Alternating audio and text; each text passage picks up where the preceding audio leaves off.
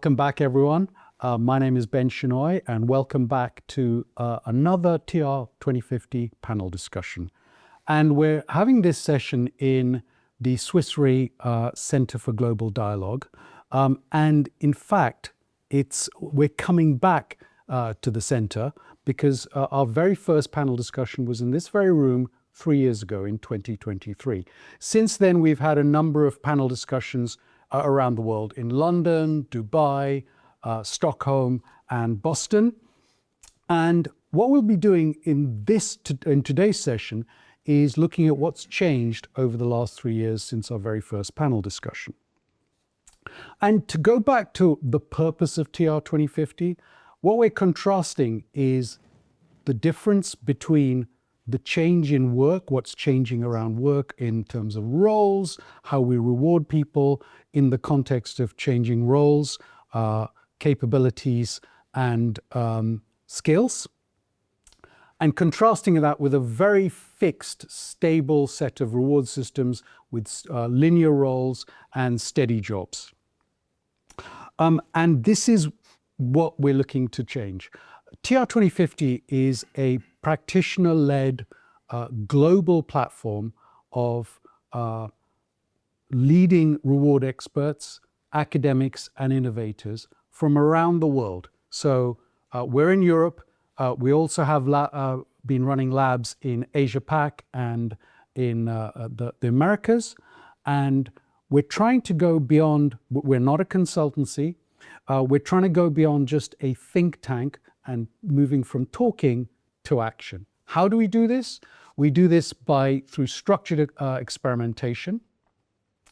And it's a structured process of assumptions, examining our assumptions, testing our hypotheses, moving to tests, where we gather data and evidence. And this moves us from ideas to evidence of what actually works in such a fast-moving world. And we use this evidence to test our ideas and deliver against commercial scrutiny from senior leaders. That's the purpose of TR2050. And now what I'd like to do is introduce our panel for today. I'm going to start with Olaf Lang. Olaf, again, thank you very much for hosting us here 3 years on from our very first conversation. Olaf is the Global Head for Reward at Swiss Re. I'm going to move around now. Next to me is Alex Kaufman. Alex is the Global Head of Reward for Medartis. Next to Alex is Uwe Killian. Uwe is the Vice President for Compensation and Benefits and Labor Relations at Essity. Raluca is sitting next to Olaf. Raluca Siliaku Hetzer, my apologies, is Senior Vice President for HR and Global Total Rewards at Barry Callebaut Group. And finally on the end there is Mark Glazer. Mark is Head of HR for a division within Lonza called Specialized Modalities Platform. So welcome all of you. Thank you very much for being here with me today. So let's start our discussion. As I said, our main theme is what's changed since 2023. And I know some of you were here, some of you were not. Let's start, Olaf, with you, because you will remember a long time ago we had the conversation. So let me start with that, Olaf, with you. Which assumptions in 2023 did we get wrong? Well, it feels like a long time ago, Ben, exactly. If I look back at the discussions we had, I wouldn't say wrong assumptions, but I think what we underestimated is the speed of the technological development, which we've seen over the last couple of years. And in particular, the impact AI has on industries, on companies, on functions, on HR, and also on rewards. And at least in our company, Swiss Re, there's a certain expectation from the business that every unit deploys AI in its processes, in its routines, and in order to create significant efficiency gains. That we haven't seen 3 years ago, and I think we underestimated the speed with which that came. Great. Thank you, Olaf. Mark, you were also in this room 3 years ago. So what are your thoughts on this question about what we got wrong or what we underestimated, perhaps? Well, I think building on what Olaf has said, right, I think the technology certainly has moved. I think the other area where I see more progress is around the thoughts related to skills and how that relates back to also compensation and reward systems. So I think that, from my vantage point, I think is one of the key changes and shifts that we've undertaken. I think the element where we focused significantly, if I recall correctly, 3 years ago, was around gigs, and the change also of the composition of our workforce at that stage. And I think to be fair, up to now, we've not had that progress that I think all of us anticipated 3 years ago. Right. If it's changing, it's not changing as fast as we thought. No. Yeah. Okay. I think technology certainly has changed significantly faster. While at that stage, I think we were anticipating the gig population to be significantly higher than I think we see it at present. Great. Can I ask you just to expand a little bit on, so you said we made progress on skills. What have you noticed in terms of how we are wrestling with skills? So I think listening to other organizations, I think there's a fair amount of investment in terms of understanding the skills that an organization has, or the skills that an organization may need. And from that, I think it becomes then also an HR topic, be it from a reward side, but also from a training development, etc. And I think it may, and this is maybe a hypothesis, is linked back also to the AI and the technological changes that are transpiring. And so organizations are trying to understand the skills that they have, but more importantly, given let's say the half-life of skills is increasing or decreasing in the sense that skills are becoming much faster obsolete. There is a need for organizations that are skill-based to understand how that is transpiring within their organization, right? Both in terms of the skills that they have within the organization, but more importantly also the skills that they are seeking from candidate pools, talent pools, or the relationships that they establish with, let's say, external sources of talent. And there, I think, comes then the nice link also to rewards, right? What does that mean? How do we reward a skill versus a job? How do we attract them? How do we also ensure that we, retain them as such? Right. Great. Thank you. Raluca, what would you, and okay, you weren't here, but you were in the profession. But I watched the video. Yeah, you watched the video. Great. So what are your thoughts on this? Yeah, just beyond the two themes that you just mentioned, one thing that I took away from the video, there was a lot of conversation around individualizing and personalizing rewards. And I feel like that is one theme that has not materialized maybe to the extent it was discussed back then. And the background to it is probably around ease and also relevance, like to what extent, how far do you take personalization? What does that actually mean? How do you make it relevant? How do you make it actually sustainable, manageable?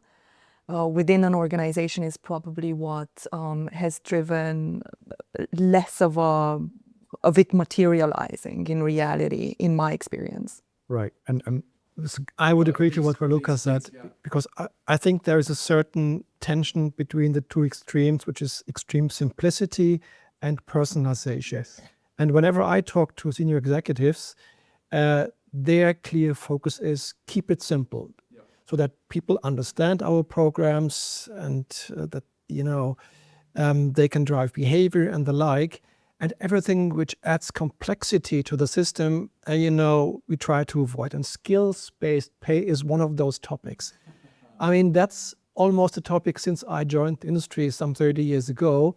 Right. People were already talking about, shall we link compensation to skills? as you said, Raluca, I haven't seen much traction in the last 20 odd years. We're making a first step now to try to link skills to our job family framework. Whether that has an impact on compensation, pay ranges to be seen. But whatever we do, we want to avoid to add complexity to the already complicated reward system. Great. Thank you. What we might see, Alex. Yeah. thank you, what we might see as well is that companies that are not as far along on the skill journey can leverage quicker what companies who are further along have already done with the use of AI, sort of bringing them up to speed. And what I mean by that is that for a company like my own that is just starting to talk about the skills we need and how that maps into job families and how to structure our world of work, we're starting to ask ourselves, what skills do we need? Where do we start? And thankfully, because companies who have already asked themselves those questions have documented those in databases, we can then leverage those, with the use of AI and technology to map it to job descriptions we have and much quicker come up to speed. So it'll be interesting to see how many companies who are smaller, maybe not able to have evolved that thinking as quickly as others are able to catch up through the use of technology and close the gap. A couple of interesting things here, right? One is learning from peers, other companies who've been further along the journey. Second thing is the tensions you're already articulating. You're being pulled in different personality versus simplification and complexity or simplicity, right? And then the final thing is around whether and this is a question, not a statement, right? Is it easier to manage complexity with technology? And do you want to do that? I think it is, if I may respond to your point, Ben, I think it is easier to manage complexity with technology, but the other point is, do people still understand it if it's too complicated, regardless the management side of it? And my learning is that most line managers don't even understand basic reward concepts to the full extent. So if you make it too complicated, Let alone some complicated highfalutin. exactly. Yeah. I mean, it might be manageable, but people don't get it. And should you be allowing technology to manage complexity, or rather question yourself, is it already too complex? Let's take a look at it. Right. Yeah. Okay, great. So, Mark. Well, I think we need to maybe qualify technology, right? Because if I think back 3 years ago, we were probably looking at databases and sort of the worry around, in the administration of processes or the personalization, right?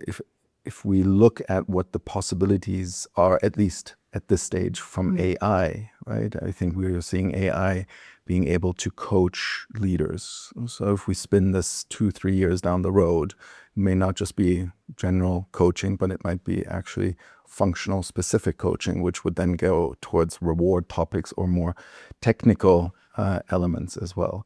If you're looking at data that is available or that an organization has, AI has a much easier and a better way of extracting that and bringing that to the forefront versus data models that one needed to have highly structured in the past. So I think AI hypothesis, let's put it this way, right, is maybe the disruptor that we've been waiting for, or the enabler for certain skills-based or other personalizations that in the past were just limited, but now we may have that leapfrog opportunity. And going back to Olaf's and Alex's point, maybe, and again, hypothesis, and maybe there's an agent that can explain this to managers. Maybe, right? Possibly. Uwe, I want to bring you in. Yeah, no. And I mean, I've been reflecting on what everyone's saying here, and maybe to come back to skills and technology at the same time. From my perspective, actually, I think it's changed a lot, because where we used to think about we're going to compensate for a specific skill, I don't think that companies are thinking that way anymore, actually, at the moment. I think as skills are changing so fast that we are starting to think about how do we deal with change adaptability. And that in itself is the skill, actually, that companies are looking for and compensating for potentially. And it goes a bit to technology because, as we said, I mean, there's more and more data coming in and almost overwhelming us. And it's the people who can deal with that actually, who can change with it, who can evolve with it. These are the people I think that almost everyone in every business actually wants to secure. And I think this is the interesting part for reward. That's why I think reward hasn't changed so much yet, because in the end, to your point, it's too complex to go for every skill. I mean, you can't maintain it. But when you start to think about, okay, now we're talking change adaptability, that's just one set of skills. So you can actually stay with quite a simple way of framing a compensation framework around that also. And I think this as reward professionals, this is what I grapple with every day when I think about it. How do I keep it simple, and what do I focus on reward actually? Where's the real value? Yeah, out of this. Maybe a bit overall, sorry. No. Absolutely. I really love what you're saying, Uwe, because I think this is indeed one of the reasons, in my view, why the traction hasn't been there for 20 years, like you said, Olaf, on like full-blown skills-based kind of pay structures and so on, because it's just too complex, too fragmented, right? Whereas what we're talking about now is identifying kind of core capabilities, core kind of skill sets that are required in an organization in a certain phase. And it may be super different in one organization but versus the other as well. And it will change. They will become commodity in 2 to 3 years maybe. But for a certain time being, you can flex your framework to reflect that particular need during that particular time. And I like what you say in different organizations. I think it's different. And this is why, I mean, this is the value of reward also coming into it, because you have to read what your organization needs. And this is how you build your reward framework. There is no one framework that actually, like there's no wonder silver bullet that we can all use as a reward framework for organizations.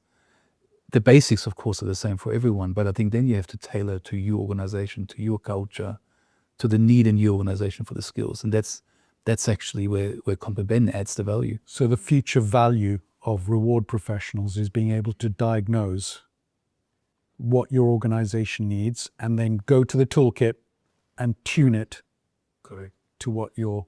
That's my view. Yeah. Okay. Great. Brilliant discussion. I mean, it's interesting. You've wrecked my question guide here, because we've covered technologies, personalization, skills, but we'll come back to those topics. But thank you again. Brilliant discussion.